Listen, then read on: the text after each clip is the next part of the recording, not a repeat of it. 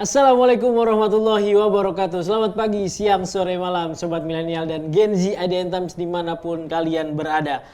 Jumpa lagi di POV Times kali ini bersama saya Ridwan Haji Pitoko yang akan membahas isu-isu yang sedang ramai, bagaimana POV-nya redaksi IDN Times terhadap isu itu. Dan di episode kali ini kita akan membahas isu tentang pertambangan nikel di Raja Ampat dan bagaimana POV dari IDN Times bersama dengan editor-in-chief IDN Times Mbak Uni Lubis. Mbak Uni Lubis, gimana kabarnya Mbak? Baik, kamu kayaknya makin seger ya. Iya, alhamdulillah Mbak. Ini pengantin baru guys. Iya. Sobat milenial dan Gen Z, apa kabarnya? Ketemu lagi, mudah-mudahan kemarin seru kumpul bersama keluarga buat yang merayakan Idul Adha, ya kan? Benar. Kemudian juga jangan lupa Aji, tanggal 5 Juni itu adalah Hari Lingkungan Hidup. Oh, jadi pas banget kita ngebahas soal ini. Benar. Dan juga kita akan membahas satu lagi tentang nanti kejutan dari Mbak Uni deh, kita ngebahas apa habis bahas soal Raja Ampat. Jadi gimana Mbak, ini lagi rame banget nih Mbak Raja Ampat. Karena kan sejujurnya Raja Ampat ini emang wilayah yang jauh banget kan di timur Kamu Indonesia. udah pernah ke sana? Belum pernah Mbak, sayang banget. Saya dengar banyak yang buru-buru pengen pergi ke sana. Khawatir kalau surga terakhir itu kemudian dia takut hilang gitu ya, hilang. tiba-tiba diganti pertambangan. Gara-gara pertambangan. Gimana Mbak? Apa yang sudah di... Ini sangat menarik ya. Raja Ampat itu selalu disebutnya surga terakhir ya.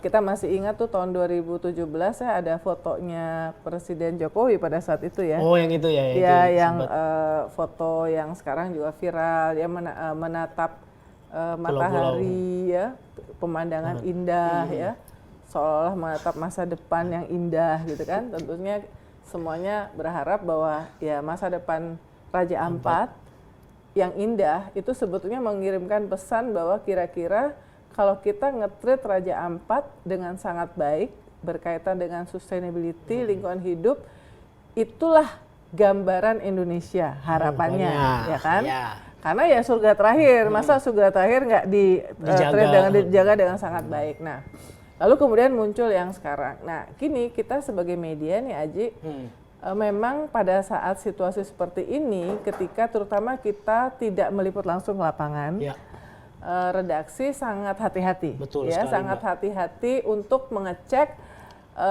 validasi keaslian dari video maupun foto-foto yang muncul. Apalagi kan sekarang mudah sekali untuk membuat dengan AI dan segala macam ya.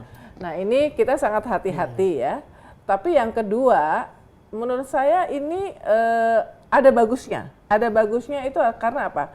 Memberikan efek peringatan keras kepada semua pihak, mulai dari Presiden Prabowo, tentu saja karena sekarang yang berkuasa adalah Presiden Prabowo, kemudian kementerian terkait, Kementerian Lingkungan Hidup, Kementerian Kehutanan, Kementerian ESDM, kepada semua stakeholder, gubernur, kemudian bupati di sana, bahwa masyarakat mengikuti nih, masyarakat seperti kata Patrick ya, Patrick ini pemandu wisata yang kita nonton juga videonya teman-teman ya.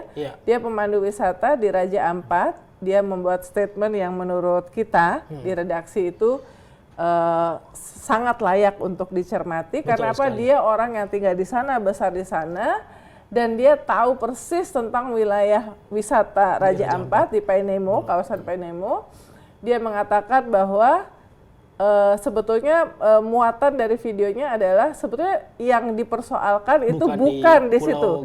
Mereka dengan teman-temannya itu speak up. Patrick dengan teman-temannya speak up mengenai kekhawatiran kalau kemudian tidak jauh dari sana, karena ada beberapa tempat tuh di pulau. Ada 5 pulau kecil ya, 5 pulau kecil ya. Ada Pulau Gag, KW, Manuran, Batang Pele, dan Manyaivo. Nah, itu yang dia khawatirkan kalau ternyata dikeluarkan lagi izin penambangan di situ ya. Karena kalau di Paenemo sendiri, kalau menurut ahli-ahli kehutanan dan ahli-ahli konservasi yang diwawancara oleh IDN Times, di situ memang tidak mengandung nikel. Di situ kan terbuat dari kars, terbuat dari kars, dari batuan, jadi tidak ada nikel di situ. Tetapi tidak terlalu jauh dari situ, ada yang tadi Patrick bilang 29 km, 40 km, sebenarnya tidak terlalu jauh ya. Jangan dibilang juga nggak bisa juga kalau ada pejabat tinggi mengatakan itu kan jauh banget, nggak juga ya, karena Karena ketika kemudian pertambangan itu beroperasi, kemudian dampaknya, aliran limbahnya apa segala macam kan bisa kemana-mana ya. Ini yang dikhawatirkan karena sudah terjadi juga di Pulau Halmahera apa segala macam. Jadi jangan melihat 40 km, 29 km, 30 km itu sebagai suatu itu jauh banget. Enggak seperti itu. Karena itu kan memang wilayah yang ada pulau-pulau ya, yang pasti lautnya terkoneksi satu sama lain ya. Ini yang di POV kita melihatnya ini sebuah seruan yang sangat penting untuk memastikan bahwa ya itu tadi yang diharapkan oleh generasi penerus ya dari yang tinggal di kawasan itu jangan sampai terjadi lagi ya. Nah, tetapi sekarang memang seperti misalnya yang dipersoalkan sebelumnya kan adalah yang gas nikel itu ya. Yang notabene kan sebetulnya itu dimiliki oleh kalau ngelihat sejarahnya itu dimiliki oleh BUMN kan. Itu mendapatkan award dari Kementerian ESDM. Dengan kriteria-kriterianya ya. Nah, artinya Kementerian SDM dalam hal ini mestinya itu menjamin bahwa kriteria untuk sebuah pertambangan yang baik itu ada di situ ya. Orang jadi memperhatikan gas nikel ini sebenarnya beroperasinya seperti apa gitu ya.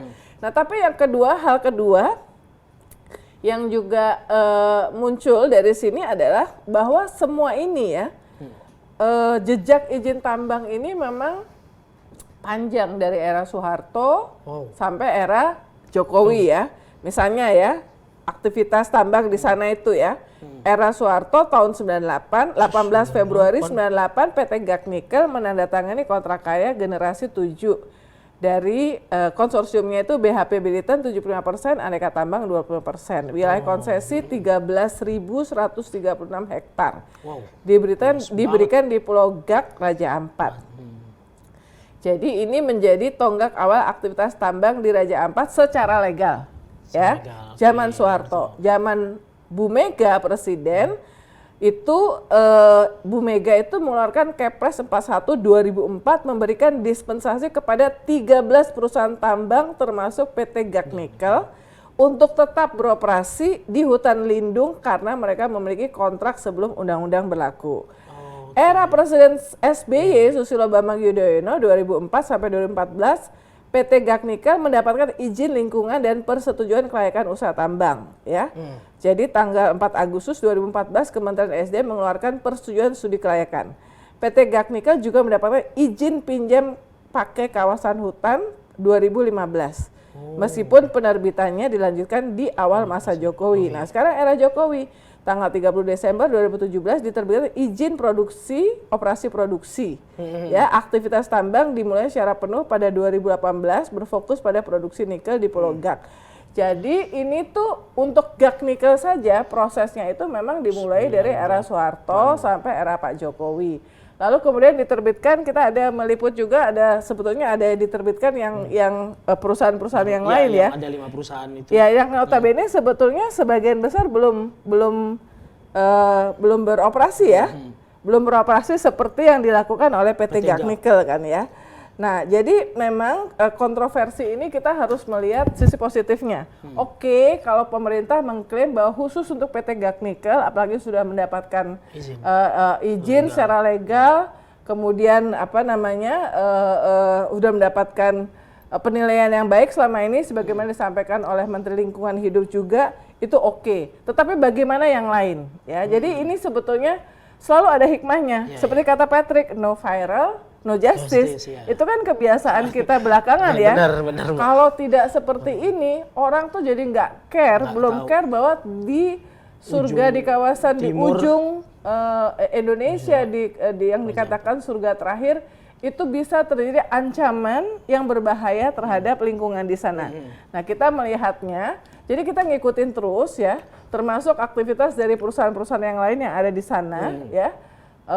Tentu kita ngejar nih ke Kementerian Lingkungan Hidup, Kementerian SDM, kemudian kehutanan. Di kehutanan belum punya nih sampai hari ini. Karena sebetulnya itu yang kehutanan ini di sini penting banget. Ini kita dapat ya data, misalnya ini kan perusahaan yang ada di sana itu kan ada Gaknikel, KW Sejahtera Mining, Mulia Raymond Perkasa, Anugrah Surya Pratama, terus kemudian Nurham ya. Nurham ini IUP-nya 2025, ada yang 2024. 2023 ini KW Sejahtera Mining ya. Nah, apa namanya, tempat pengelolaan outputnya ini di Weda Bay, Kek Sorong, Gaknikel. Kemudian KW juga di Weda Bay, kemudian yang Anugrah Surya Pratama ini di Morowali. Jadi artinya dari sana itu semuanya dibawa ke Morowali untuk pengelolaan output. Nah, kita dapat gambar yang ini nanti saya kasih, mudah-mudahan nanti ditempel ya. Jadi warnanya ini yang warnanya ungu, cagar alam Waigo Barat, kemudian yang dan cagar alam Waigo Timur. Yang warna pink itu adalah hutan produksi konversi. Nah, kalau sampai di yang ungu dan pink ini nanti bisa diterbitkan izin tambang, nah itu yang sangat-sangat mengkhawatirkan. Jadi kita kawal nih semuanya dari teman-teman Patrick dan teman-teman anak muda di Raja Ampat dan sekitarnya sudah bersuara dan suaranya sudah didengar sampai level nasional. Dan saya yakin di era di mana lalu lintas informasi ini tidak ada lagi hambatan, maka ini pasti juga akan didengar oleh internasional. Ya. Artinya jangan main-main dengan soal lingkungan, karena sekarang eranya di mana sustainability itu menjadi nomor satu, termasuk buat siapapun yang akan financing, investasi dan segala macam, green financing. Itu mungkin POV kita, Aji. Ya. Oh, oke. Menarik sekali. Kita akan terus kawal soal isu Raja Ampat ini sampai tidak ada lagi izin-izin pertambangan yang mengorbankan lingkungan dari Indonesia. Nah, berikutnya Mbak, apa lagi yang kita bahas nih? Ini adalah ini nggak apa-apa ya, sekali-sekali di POV Time kita bukan promosi, memberitahukan rasa bahagia dari kita ya Mbak. Rasa bahagia dari kita. Tadi Aji baru makan namanya kiriman kue dari teman-teman semua yang memberikan atensi atas ulang tahun dari IDN Times. Alhamdulillah tanggal 8 Juni kami berusia 11 tahun. Alhamdulillah ya, sampai 11 Alhamdulillah melalui masa-masa yang tidak selalu mulus, tidak selalu oke, tapi survive di tengah gempuran yang luar biasa yang dialami oleh ekonomi yang sedang tidak baik-baik saja. Carut-marut ekonomi. Termasuk dirasakan oleh industri media ya. Jadi kami ini, kalau lagi rapat tuh saya selalu mengatakan jangan sedih, jangan down kalau mendengar berita yang tidak baik dengan industri media. Kita jadikan itu sebagai semangat ya, semangat. Gimana caranya untuk kita tetap relevan. IDN Times ini kan masih 11 tahun, masih remaja. Karena remaja kita sekarang mainnya sama remaja juga. Betul. Salah satu program yang kita kolaborasi untuk ulang tahun ini adalah teka-teki Gen Alpha. Oh iya, kita punya teka-teki Gen Alpha. Yang kolaborasi dengan, karena Pemprov DKI kan juga lagi ulang tahun, tanggal 22 Juni. Jadi kita collab nih. Jadi kita sekarang lagi zamannya collab ya Mbak. Ini adalah zamannya collab ya.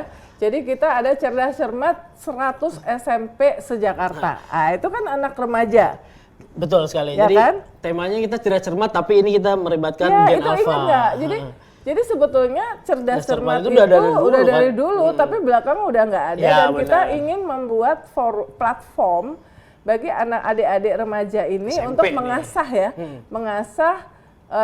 Sebetulnya gini, mereka mengasah tiap hari di sekolah, tapi kan nggak ada platform untuk bagaimana mereka itu berkompetisi secara sehat, ya kan? Benar. Jadi supaya nggak kerjanya cuma ngelihat YouTube aja. Apalagi kalau misalnya ngeliat media sosial suka ada kalau ada sosial eksperimen ditanya ini nama pahlawan siapa, mereka nggak tahu. Nah, itu dia. Itu sebenarnya kita pingin, karena ini dengan DKI itu 70% temanya akademisi, akademis ya, tetapi 30% itu bagaimana mereka mengenal Jakarta. Jangan-jangan anak muda tinggal di Jakarta nggak tahu Jalan Sudirman di mana. Dan kenapa dikasih nama misalnya jalan ini, ya kan? Ada toponimi ya istilahnya tuh tentang kenapa daerah ini dikasih nama ini ya Pak, ada sejarahnya. Nah ini adalah antara lain ya. Tapi sebenarnya yang pertama kita ada 2 kegiatan yang kita sudah mulai dari tahun lalu, ulang tahun 1 dekade, yaitu Liga Debat Mahasiswa dan juga Explore Mading Competition, majalah dinding. Nah, kalau tadi Cerdas Cermat juga zaman jadul kita hidupkan lagi, Mading itu juga zaman jadul kita hidupkan lagi dan ternyata luar biasa. Tahun lalu luar biasa ya. Jadi banget, lebih dari 250 peserta padahal sebetulnya, dan itu jadi elektronik ya. Jadi kan karya-karyanya tulisan dan juga ilustrasinya luar biasa. Tahun ini kita juga lakukan lagi.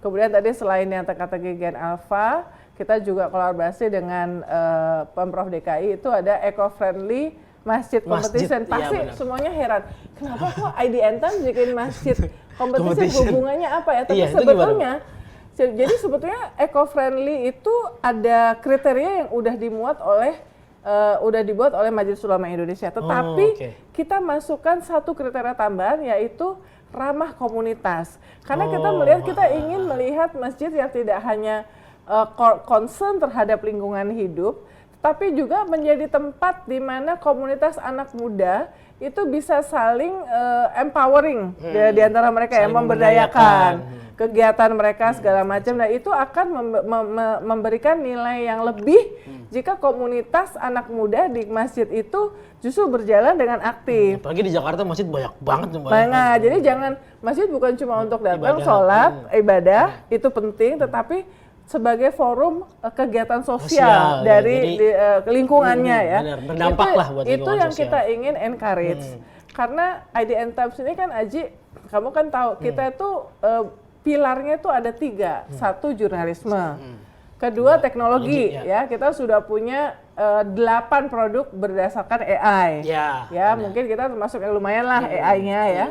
Yang ketiga adalah komunitas. Community. Kita ada community writers ya, udah lebih dari 100.000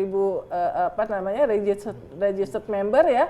Silakan teman-teman kalau mau bergabung. Jadi itu komunitas penulis. Tapi kita juga penting untuk komunitas pembaca ya, readers community dengan lewat kegiatan-kegiatan. Nah, kegiatan-kegiatan yang kita lakukan di ulang tahun ini dan kegiatan kita IDN Times itu memang ditujukan gimana caranya supaya bisa ya itu tadi, memenuhi, memperkuat, mengembangkan komunitas. Betul sekali. Karena dan mengapa kita pokoknya semua lini kita libatkan, dari anak SMP, anak SMA di Mading, ya kan? Anak SMA di Mading, mahasiswa kita libatkan Liga Debat, terus juga umum masjid tadi ya Mbak. Masjid, ya? Tapi masjid yang umum, masjid tadi itu justru ada yang komunitasnya juga, tetap. Jadi semuanya kita libatin di ulang tahun yang ke-11 ini. Iya, jadi memang nggak gebrakan kemewahan ya, tapi mudah-mudahan yang penting berdampak. Berdampak betul, meaningful ya, bermakna, dan ya itu tadi kita berharap bahwa kegiatan yang kita lakukan justru memberikan semangat.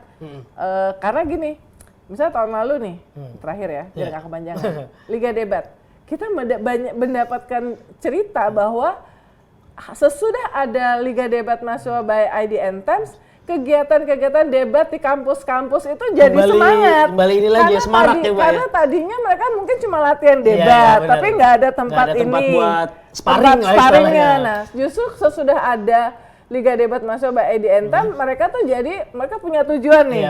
Kalau gua latihan, ini berarti karena mau ikut acara tahunan dari IDN Times. Nah, ini yang kita berharap itu, jadi ini namanya long term thinking, growth mindset, itu yang selalu menjadi tim minus kita. Tim minus nomor berapa? Pasti lupa. Langsung ditembak. Nah, itu dia untuk menikmati keseruan ulang tahun IDN Times, bisa langsung terus ikuti media sosial IDN Times ya Mbak ya, di Instagram @IDN Times dan juga TikTok IDN Times. Oke. Itu dia POV Times episode kali ini. Semoga bisa memberikan informasi yang mencerahkan buat Sobat Milenial dan Gen Z dimanapun kalian berada. Saya Dewan Haji Pitoko dan juga Mbak Uni Lubis pamit undur diri. Wassalamualaikum warahmatullahi wabarakatuh. Sampai jumpa di POV Times berikutnya. Dadah!